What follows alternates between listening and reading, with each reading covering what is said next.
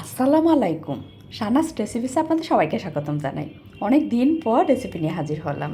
আজকে আপনাদের সাথে মজার একটি রেসিপি শেয়ার করব। খেজুরের গুড় দিয়ে পায়েসের রেসিপি। এটা খেতে ভীষণ মজার হয়। এখানে আমি আতপ চাল নিয়েছি 1/4 কাপ। চাল আধা ঘন্টার মতো ভিজিয়ে রাখলেই হবে। আমি 1 লিটার দুধ প্যানের মধ্যে দিয়েছি। এর মধ্যে দিয়ে দিলাম তেজপাতা আর এলাচ। এখন 1/4 কাপ চাল দিয়ে দিলাম এর মধ্যে।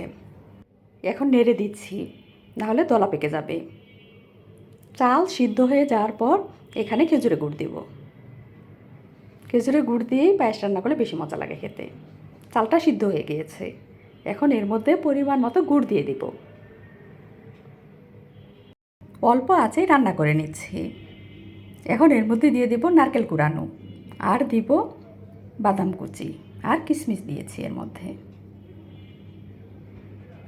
অল্প করে লবণ দিয়ে দিলাম এর মধ্যে।